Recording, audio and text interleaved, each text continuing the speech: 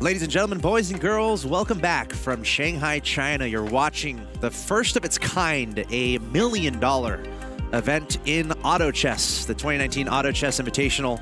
$1 million prize pool, $450,000 for first place. 9 regions represented originally here at this event, involving 32 players. Of course, it started with qualifiers that anyone could have played in. I know you guys played and probably lost. Just kidding. Y'all didn't play. Y'all are too good. Y'all are too good. But you know, we have a classic. I know. I don't know if the math adds up on that one, but let's go with it. Let's go with it. You're too good. Where you just it's not your time for the limelight on the stage. Right. It's your time on the studio stage. Gotta let the other players have a chance, Exactly. So thank you guys for your humbleness there. But so yesterday we had 32 players. Yeah. Today, 16, and now we're about to continue with our first semifinal, where again it's the top 4. We're worried about the top 4 right now, who are going to advance to the grand finals and guarantee themselves at least $18,000. But before I throw it to you guys, and before we get into the action here in match 3, we're going to hear from one of our other suave commentators. I believe it's Claytano. I would say the players need to focus on getting their 2-star warriors specifically early on. There was a lot of people going goblins early, but I think the warriors were a little uncontested, where you can get the 2-star Tusk, Red Axe Chief, and Swordman, and then transition from there into either mages or possibly even warrior beast and hunters. And I think just trying to get into a 4th rank or higher is really just going to be all you need to advance into the final round on Sunday. All right, yeah, we heard that from Claytano, right? Yeah. What do you think about that? I think it's pretty accurate. I mean, honestly, I think it's just getting what's given to you, which sounds like obvious thing to say, but in the early game, you want to pick up things that you're not committing 100% on, whether it's goblins, whether it's warriors, whether it's hunters, just finding anything that's 2-star. But again, shredded with 0 items. Jesus. I actually pulled back last game, yeah, very impressively so. Yeah, that is so impressive with the start he had last game, but we see him again not getting any items. It's very unlucky, very unfortunate here. Not the best start, but he does have a good start on. Is a 2-star Red Axe Chief. He's following Claytano's words of advice as the full warrior synergy unlocked as well. I love that he's keeping a priest on his Just bench in case. here. Yeah, because if he does lose this round, he can just sell all of his units after this, go up to 10 gold, and start losing if he wishes. So smart play here by him. And then after this round ends and he gets a new roll of a new line of units, if he gets enough upgrades, he's going to sell the priest and try to go for a win streak instead. Yeah, I was worried about Shredded's composition, even with the synergy and the 2-star. The DPS may not be there. The nice taunt, but I don't think it's going to last long enough to keep the ability from going off, and so the Heaven Bomber is able to get the best of him, and he's going to lose, immediately level up, but he's going to go for the open fort with the Let's see if he's going to do that or not. Nope. Or if he finds enough units to have a decent upgrade. He does find the Swordman, which is a really good upgrade. The question is it going to be enough or not? Maybe Shredded have you seen Shredded actually open fort at all in any game? No, and I think he's actually expressed previously during interviews and such how much he doesn't like open forting. Okay. How it gets punished and all of that. So it doesn't surprise me that he actually doesn't do it in the end, even though he does have the option available. The Cave Clan synergy, as well as just the DPS coming out from the level 1 Swordman, might just be enough. Right. I mean, you can say that like being ready for anything and being versatile is the objectively best way to do it, which it is. But also having the humility to understand how good you are at doing different things can definitely be to your benefit if you know that I'm not comfortable in open forting and I'm always losing when I'm doing that. Maybe you shouldn't try it on the world stage. Yeah, maybe not. It was close, but he's able to win this round, and we'll see if he can't turn that into a win streak later on. Everywhere else, though, it's looking pretty usual across the board. Azu, not the best start for him once again. Has a few goblins as well as just one fallen witcher. He has some witcher pairs that could be good if if the level 2 completions do come his way. Let's go with Witcher. Let's go Witcher. He has 2 pairs of both of them already. Yeah, we'll see. It's not too far off. to make Witcher work, you kind of need to guarantee access to the 3 stars, right? And so it's all about, if you have them early, it's fine. And I mean, this is definitely the good start that you want for the potential to go to it. If he gets a 2-star Fallen Witcher within the next coming round, he has an enormous power spike to propel himself into the mid to late game. And that would be actually super huge for him to have a good chance in this game. And we saw him doing basically the same thing in the previous game, or in the previous lobby, if you will. He does still lose this round, though. Ozzy's one of the players who's actually one of the likes to go loose streaking a lot more than anyone else, and so he may be leaning towards that possibility. Hasn't leveled up to level 5 just yet. Only around half the lobby has, actually, to be fair. Looking at the general comps right now, some demons scattered through, of course. It's just one unit to unlock that synergy. I think for a split second we saw a couple of knight synergies unlocked, but there's only one right now on Shake. Bomber may be leaning towards it, though. And let's have a look at Chuck, see what he's working with here. He has opened with goblins, but also has a 3 warriors, so is still trying to decide, it seems like, in which way he's going to go. I'm sure he's going to keep his goblin for quite some time, however. But probably even looking to get a 3rd one to get in there. It's a little bit better to have the 3 goblin bonus instead of the warrior bonus. Yeah, but it's a nice flexible start either way. It's strong on multiple levels into the early game, and those strengths allow him to beat Shake on this round. Hasn't yet fully gotten a streak rolling because he did lose a couple of earlier rounds down to 94 HP. Actually, everyone's lost at least one round. Shredded, we saw him lose the very first round. He's actually the player at the top right now. Yeah, no, for sure. Yeah, Shredded might look in a good position. If he wants to keep his streak, he needs to go up a level. Good 2 stars. Jesus, holy smokes. Shredded kind of has it all here. I would skip those knights in a heartbeat. I don't know if I would level. Probably level or keep up to 10 gold. Yeah, that's good.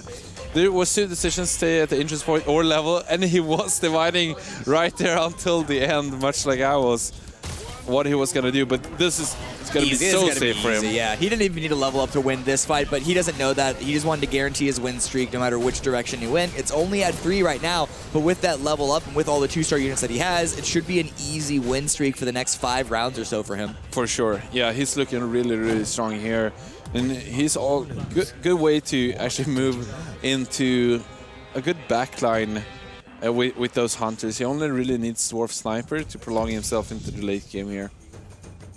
And he doesn't even need Wind Ranger later on in the game because you usually want to replace that with Siren as soon as you get that.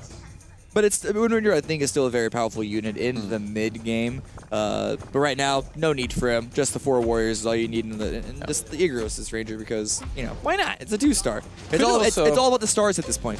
Right, yeah. Is this a level 6 player on round 9? It's basically Super Mario. Collect as many stars as possible and you'll win the game. Right.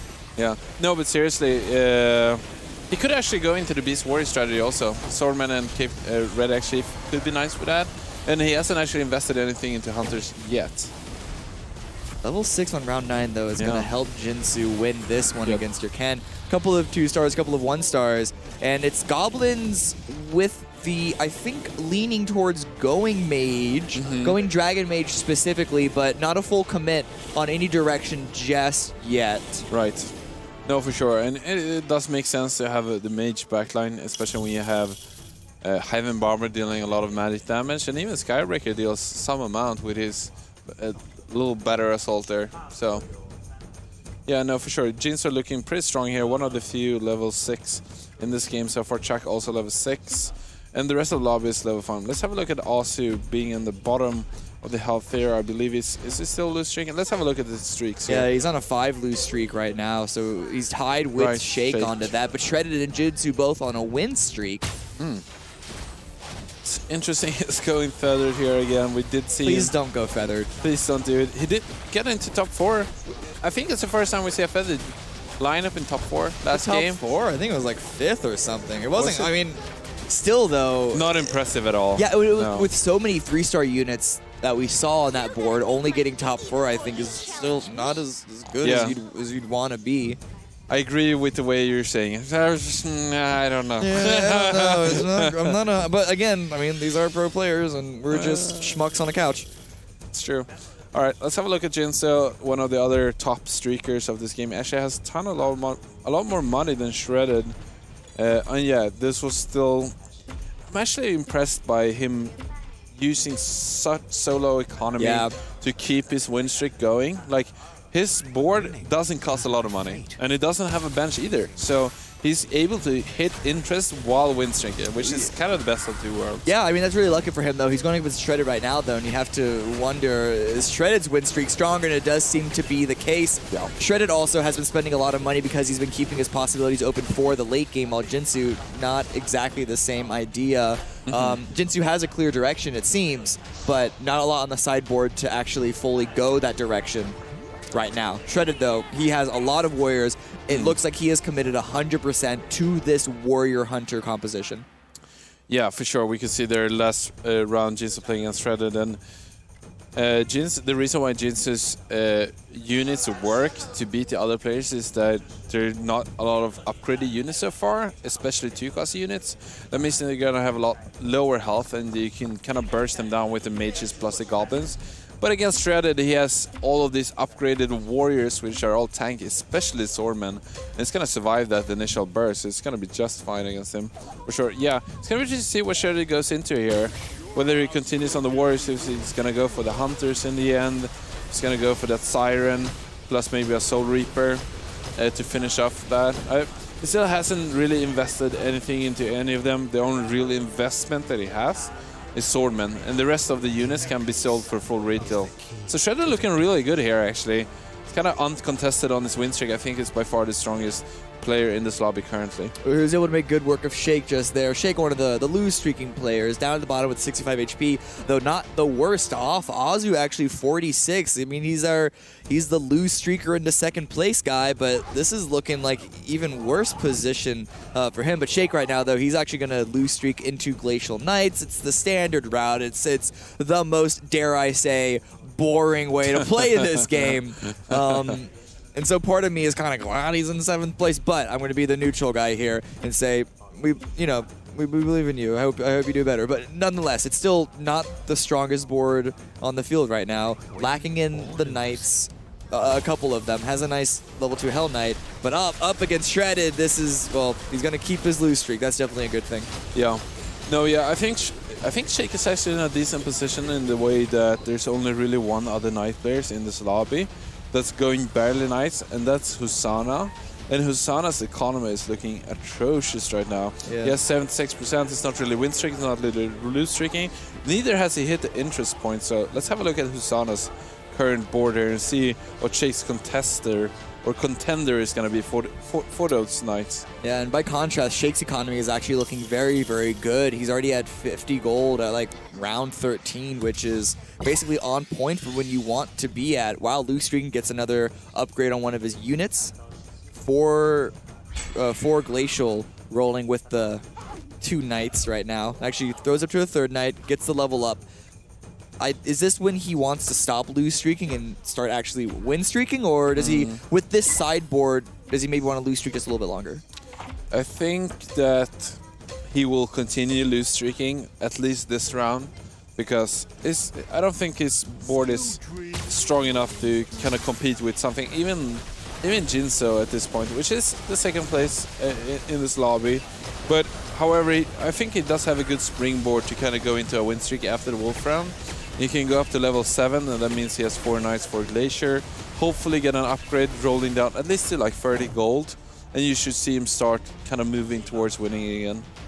That's kind of the point where, and if he can do that, actually 46% is a great way to kind of continue into the late game.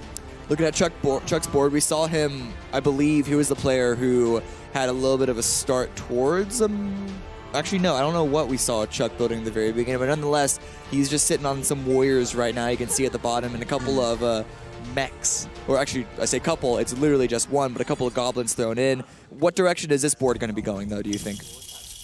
It's a little bit hard to say, because Chuck was at 39 gold before the interest hit, and he actually kept the Desperate Doctor. And that kind of leads me to believe that he wants to complete maybe his Warlock bonus with it, which is surprising because I don't see Desperate Doctor and Soul Reaper being great in the same build, unless you're going for maybe 6 Warriors with Berserker, Soul Reaper, and Desperate Doctor as your second Warlock. I think that's like the only reason I could see. So maybe going into 6 Warriors after this, but we do see some mages on the board also, so could definitely be try to be a little bit flexible here, going into kind of the mage backline with the warrior frontline. Kind of a classic build, if you will. Something we saw a lot more before Winter Disruptor that got added with the later patch. True. Wolf round comes through. Everyone should be doing a good enough job here. Even the loose streakers should have a sideboard strong enough to defeat the Wolf round, and everyone has been successful with that. Good pickup on items for everyone. We haven't had a good look at the items just yet, but that's a nice, good Doom Arbiter to get picked up. Here are the items, and Shredded able to find a few, and it's a nice big Kira axe on him, but still significantly fewer than a lot of them. Bomberin absolutely coming out on top. Jinso has 2 actually. Oh! Order Refresher. I was just about to say. You got 1.5. Yeah, actually, crazy. You could actually get 2 of them. Yeah, that's insane. It's only round 16. If he finds the items that he needs, that's good. And you put it on the Heaven Bomber, I believe, which is definitely the unit that you want to put on in the early game because it's uncommitted. You're going to sell that unit. Yeah, no, for sure. You're completely right. For those who doesn't know, you can't actually move items in this game unless you sell the unit to move it into a new one. So once you commit it to a unit that you want to keep for the rest of the game, that is, as I said, committed. He's going to win against Shake here. Yeah, even the 3-star Desperate Doctor cannot do enough to evade the Wrath of Jinsu's units. It's another interesting comp. This, I believe, Jinsu was the player that we were looking at, maybe going into the Dragon Mage, and that was still not a fully completed composition, though. Glacial Mechs? I guess. Yeah, I don't know what's going on there. It looks like some sideboarded Knights, so it's just using the Mechs as a stand-in until the Knights get leveled up, but I don't hate this. I mean, it's a fine early to mid-game build. Like, you know, all of these mechs are going to get advantage plus that Goblin bonus, but he has committed a fair amount of gold into that 2-star Ripper, as you don't sell it for full retail, of course. And also, like, he doesn't have the best economy that early and has, like, half life already, so I don't like G-Quin's position, really. Yeah, he's on a 4-loss streak, make that 5th now that Shredded has done good work with his army. But yeah, it's he's not middling because he's on a 5-loss streak, but his sideboard doesn't really look super strong compared to other loss streakers at this point in the game. It's good economy though, so he has the opportunity to scale up. That could be a good pickup though, the 2-star Hell Knight. For sure. The big problem with his lineup here is that mechs, they provide a lot of longevity in the way, like, they have all this regeneration, they have this extra shield, right? And it's kind of the same thing with 9. So it's basically 2 defensive alliances, which is not the best because then your damage output is not enough against your opponent. And finally, does find the Hell Knight too, as you said. So his damage increase is going to be bigger. Is that really good for DPS though? Usually it's a Lightblade Knight that does a lot of DPS. The Hell Knight damage is up there, but once it hits 3 stars, speaking of 3 stars, that's a fair number of 3 stars on Azu. It's because of the Druids though, keep that in mind. Yeah, no, Hell Knight actually deals quite a lot of damage for also being a tanky unit. It kind of does both. It's not until the very late game when you get a 3-star Silver Knight with items that you see it really trumping Hell Knight in damage. But in the early game, Hell Knight deals a ton of damage. Shredded right now, 12 win streak. It is not the most we have seen. I think we saw a perfect game by a player, which meant that it was like a 20-something win streak. But still, this is a good amount. Yeah, it does fine. Actually, I saw that Evil Knight in the beginning with that Aggresses, and I'd like him pushing for keeping his win streak, even though he has to invest money into a Evil Knight. That would probably not end up in his lineup in the end. But we see him picking up a Ghost Prophet super early, so could actually think about going for 4 Aggresses here, since he found the most difficult one. If he finds a Soul Reaper, you could go for all 4 of them. Yeah, it might be a little overkill, especially at this point in the game, but I don't know. We've seen a lot of, I don't want to say off-meta builds, but at least a lot of diversity in the builds that have been successful. And Shredded definitely wants to find a win on this time. He's been doing good so far, but still, a first-place finish under his belt would make him more confident going into the final round. The win range doesn't do damage, though, and his streak is going to get broken by Azu, the feathered player, no less. If there's one unit that's really good against a lot of physical damage and the warrior front line, it's going to be a 3-star Warfoot Sage. Hey, he found the Soul Reaper. We're gonna see 4 Ursus. I mean, if he moves Wind Ranger, because he's already not completed a Hunter 3-0, and he could actually move one of the Swordmen back to the board, he could have 4 Egruses. Not sure if it's worth it yet, but I guess we'll see. Here we go. Got Soul, yeah, he put Soul Reaper in. Should take out that, yeah, should definitely take out that Wind Ranger, because he's not completing the Hunter setup. It's the creep right now, however, so no real rush. He's clearly going to win against this regardless. He has time to figure it out, to figure out exactly where he wants to bring his synergy, and he's really close to the 3-star Swordsman as well, and that could be a huge upgrade for him. Azu, this is the player who just previously defeated him, going Feathered Hunter. And it's a bit controversial of a build. I guess that's a nice way to put it. But he's actually in 7th place right now, 40% HP, but he did lose streak. He actually has been sitting on that 40% HP for a while. He's currently on a 5-win streak. Another 3-star upgrade as well. This one, I think, I don't want to say he's been successful just yet, but this looks to be the most, potentially the most successful feather build we've seen so far. Yeah, no, for sure. And also that Whisper Seer is actually super nice here because it lets him get his 6 feathered units online. So he's going to have a kind of nice setup. And if he gets the right matchups and doesn't face too many hunters, he could actually be doing fine here. And we'll see if he's going to use this early advantage of the Druid to propel him well enough into the mid-game to claim a top 4 position. Because I don't think that feathered is really a setup you usually win with, if I'm gonna be completely honest. No, and I think we've seen that multiple times. A couple of hunters, and actually, yeah, the only other hunter in play is gonna be Shredded. Right. So outside of the, I guess, the winning player, the top leading player, Azu should have a good time. Also Shake, 2 hunter players, I believe. Shake out hunter? Yeah, I do think so. No. The Azu is the only other hunter player. Right. You're completely wrong. Or right, I mean. Wow, okay. Wow. Well, you totally threw that in my face. That's fine. But look, Azu, though, he's actually able to put himself up into 5th place. And yes, I agree with you. I don't think Feathered Hunter is going to win this game. But coming off of a loss streak, to find a composition that is uncontested and the ability to climb up into the top 4, top 3, is a good way to qualify if you have, you know, a couple of good positionings on other rounds. For sure. As we say that, he does face the only hunter. However, Hunters on the other side is not really the strong part of that setup, so yeah, it's going to be fine. We did forget that when Shredded went up against him, he lost. Yeah. So Oz is going to actually beat the top-ranking player, go up to 4th place right now. Hosanna just lost his own round, dropped down to 5th, and actually Shredded lost his own round again, dropped down to 62 HP. Jinsu is now on the top, so Shredded's lead has been almost evaporating. Yeah, it's been decimated by the other players for sure. Wow! Yep, that's why. Holy smokes. That is a God of Thunder. 2-star and an additional one on the board. How do you get 4 of them? I don't... This early, this is insane. With an Orb Refresh, setup is so crazy. There was absolutely an egg involved, I think, at one point. But even then, that's finding at least 3 God of Thunders, and he's only level 9. 30 gold too, wasn't even full roll down. So yeah, someone's been praying to RN Jesus to find this composition. It's a little bit of a mishmash of synergies, but up against Shredded, let's see how well it fares. Look at this God of Thunder. Boom. Adios, amigos. Well, the thing is, it's actually the full God. Not a single racial synergy is completed. Yeah, which means that's true. It's the level 2 God bonus, which is such a rare thing to see. That's true. Because of how easy it is to even accidentally complete a race bonus. Yeah, he's actually going full Divinity Mages, and that is something very unusual. That's the reason why we see Warfoot's Sage on the battlefield also. Yeah, it's super good to see that, and it can definitely be super powerful, especially against the physical damaging builds, because the physical damage from like Hunters, or especially Glacier Knights and the Beast Warriors, doesn't pressure you enough, so you do get off a ton of extra spells as the game goes on. And if you find that God of Thunder in even a 2-star with Orb Refresh, you have a really good chance to take home the entire lobby. Level 3 Swordsman for Shredded.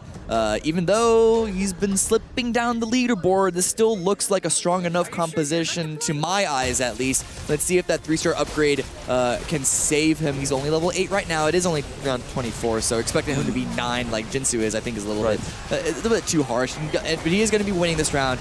against Bomberin pretty easily. Some really good damage coming out from the swordsman. Yeah, for sure. The 4 Agresses is kind of having diminishing returns if you have too much armor piercing, if you will, from the Agresses bonus. And it goes below 0 armor, is actually not as effective. Yeah. But if you get to play against another physical comp with a warrior frontline, it's actually really powerful. So it's really looking for those right matchups from now, and doesn't really want to play against, for example, the feathered player, which usually has low armor. Got a couple of players right now on the cusp of being deleted. Yaken and Bomberin specifically. Bomberin's composition is going Beast Warrior, which we know how successful it can be in the mid game. But I don't know, it doesn't seem that he's even able to turn that mid-game success because we're not that deep into the late game, and he's already at 6 HP. Yeah, looking really scary for Boomerang here. He has a lot of really bad matchups also.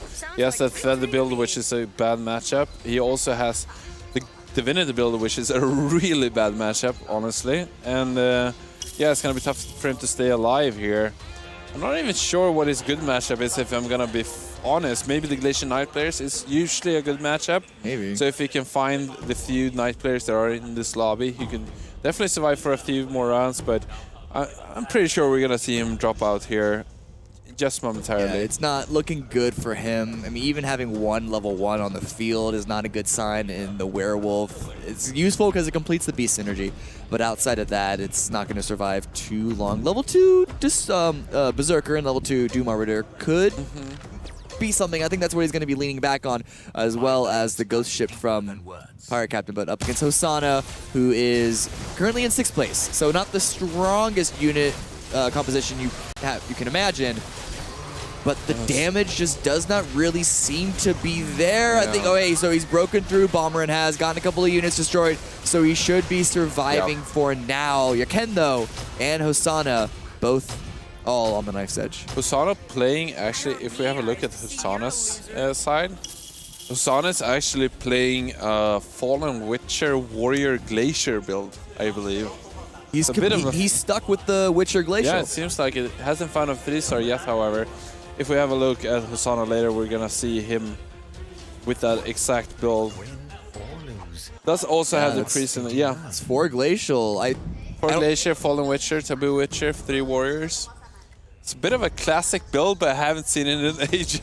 I mean, it has been a while, and he's at 14 HP, which means that it may not be the strongest, but at the same time, he's currently in 5th. There's a lot of players who are down in the bottom half of the leaderboard. We'll see how well this fares, though. It did just lose against Bomberin's own, as we called it, weak board. So I don't know, maybe... I think the only reason why he's alive is because of the fortune teller, if I'm being honest. A lot of 3-stars from Azu. Run into the feathered build, and this is usually a tough matchup if the evasion kind of gets their own. If you're not very lucky against the evasion, and he's going to get crushed there. I think he's out. He does have out. the pre-shield, though, so I think... No, he does actually go down exactly 14. I did not see that coming. All right, so Hosanna being out with this a little bit more of a conventional build, I guess we can say. Boomerang just barely stays alive, loses the shredded, but only 1 unit remaining. He's down to 4 HP, so he's at least not going out first. He should at least be able to grab himself 1 more point if he can't climb any higher, but Yaken at 8 HP, Shake at 12 HP. It's getting to the point that we're going to start losing a lot of players, and we may start losing them within the same rounds. Yeah, this is going to be insanely close between all the bottom here, and we can see even from Chuck all the way down to Hosanna before he went out has gone all in, because they all recognize that if I get a little bit of an extra edge, maybe I can survive for a few more rounds, and that means that tons of players will go out before me, and you only really care about getting that top 4, so good decisions on their part. Going up against Shake right now, and Shake is running your classic, your traditional Glacial Knight build, and 3 stars on the Hell Knight and the Lightblade Knight is going to be way too difficult for Bomberin to stay alive. But also, Yaken goes out just moments after to the top player, Jinsu. It is now just Shake in the bottom 4. 5 players left. Jinsu with an all-right health lead, not the most we've seen, but at this stage in the competition, it's going to be difficult to keep your health too high for too long, and so 66 is, of course, something that needs to be applauded. For sure. What did actually Jinsu lose to? Does he only have a 2? Let's have a look at the win streaks and see how Jinso has been. He only has a 2-round win streak. I wonder where he lost to with this God of Thunder 2-star. I don't know. I mean, everything's really been all like mixing up. he would really like a Siren 2-star at this point. It's especially good when you have both double divinity buff. It's like one of the strongest units in this setup for sure, but otherwise it's pretty much set actually. Yeah, even with the number of 3-stars that Azu had on his board, Jinsu's board composition was more than enough to take care of it. But outside of Jinsu at 66 HP, it's pretty much an even slope down the way, 30 to 29. Actually, that's not even slope. It's basically separated tiers, 31, 29, and then 12 and 12. And so we basically know who is going to be more or less unless we see some amazing switch up between who is our first place, second, third, fourth, fifth. Yeah, and then the most interesting part here is going to see who's going to go out in 4th or 5th place, because there is a 2-point drop between 4th and 5th. Yeah. And both Shredded and Shake both had 12% here, so it's going to be really down to the wire. Shredded really looking for that 3-star Dwarf Sniper, and that's going to be his best bet to be able to come into top 4 in this game. Let's have a look at Shake, see what he's working with before the round begins here. We have a look at Shake in a moment here, I'm sure.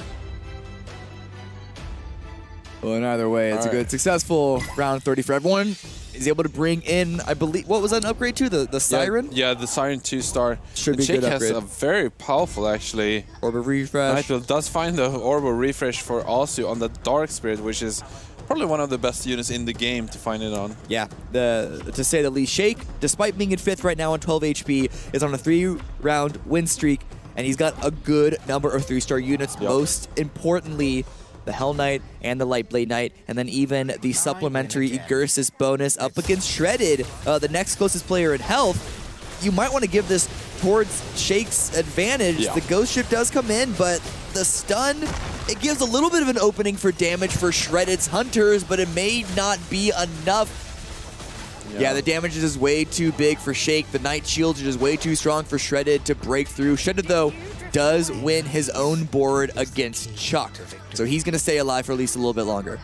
Yeah, Shake is actually looking super strong. He basically has finished his setup pretty much. Like he's kind of, and he has all the best 3-stars you can get. Even Desperate Doctor is a little underappreciated at 3-star. Speaking of 3-stars, 3-star Soul Reaper on the side of Chuck. That's not one of the common 3-stars that you see, but it's a good pickup anyway. Not one of the main carries of any real composition, but the extra healing coming out from the Soul Reaper should keep the units alive, but I am looking at this composition. It does seem to be a little it's actually strange. It's actually, yeah, it is strange, and it's very uncommon to have a 3-star Soul Reaper.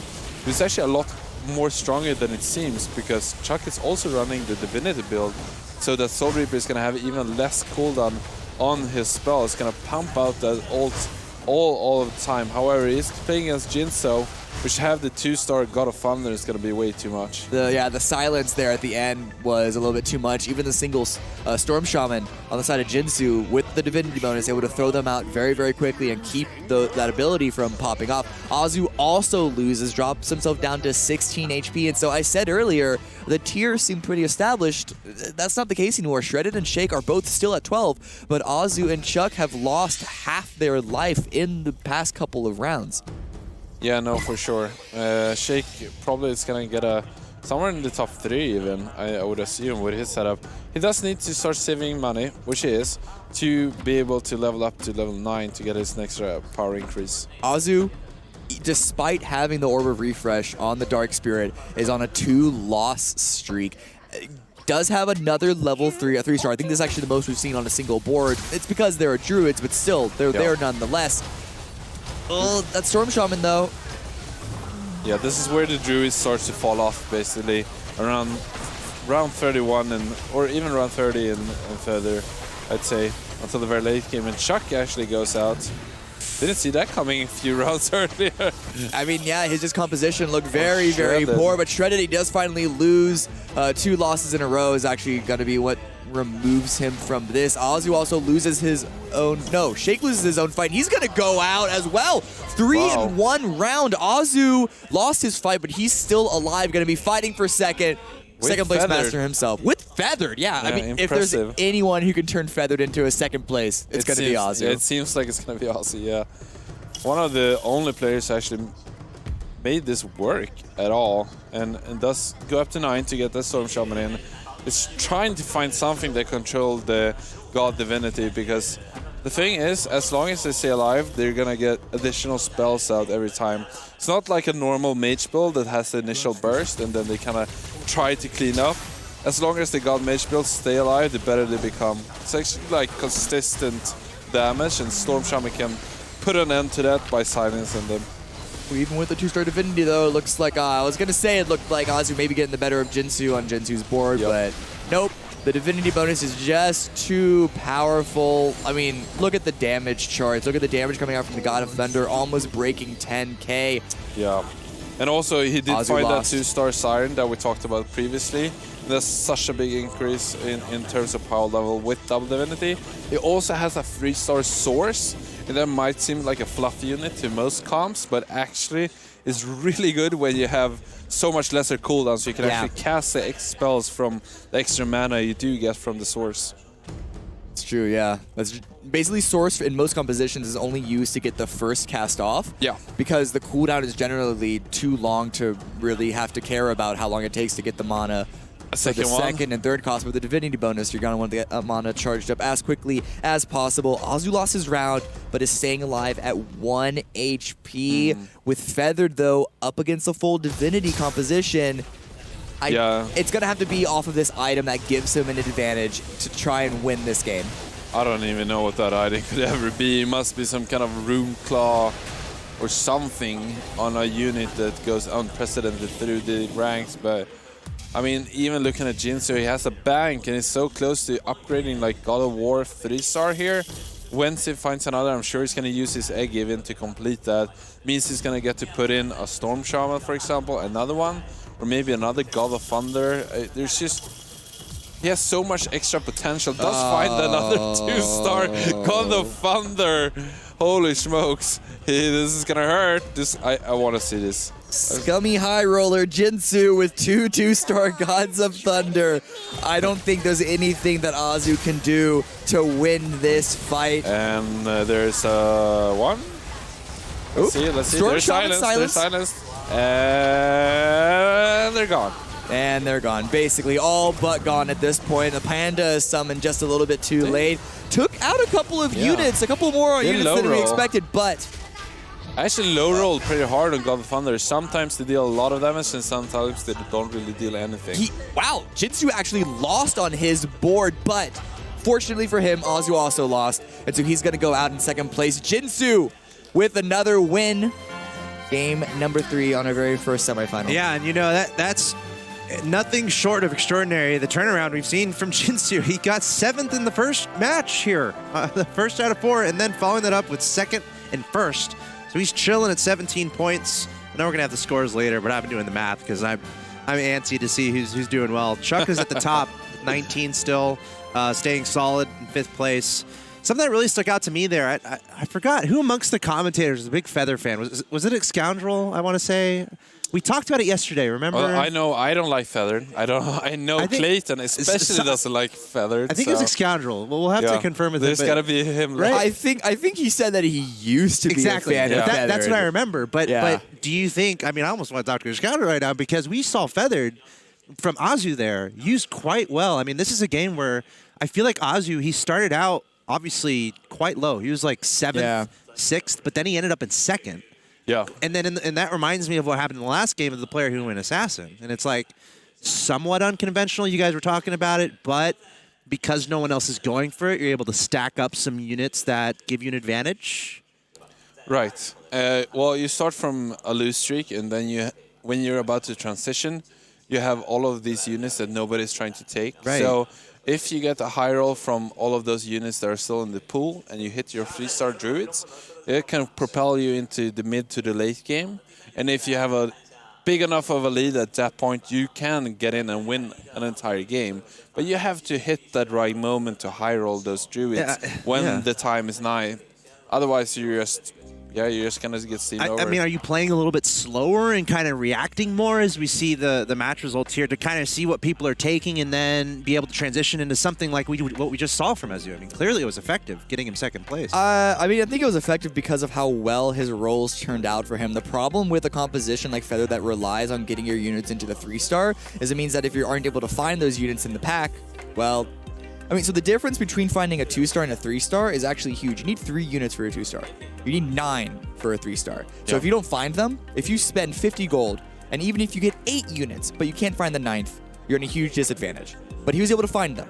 It's just, the problem is with those compositions that's unreliable. Chuck, though, as you mentioned, still in first place. We looked at the points from the last round, and the middle looked quite even.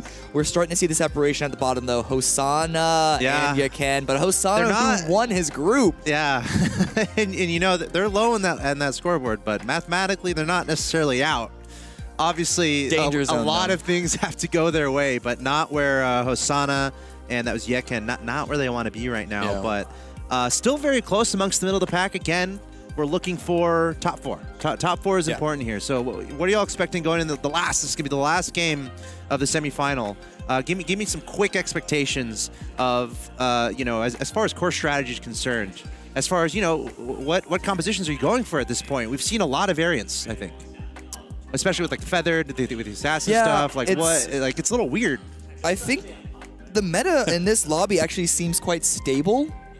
I don't know. I think it's super varied. It's varied, but it's stable. It's like this, especially these Korean players, I feel like they have a bigger toolbox. They just throw in like Fallen Witchers in there.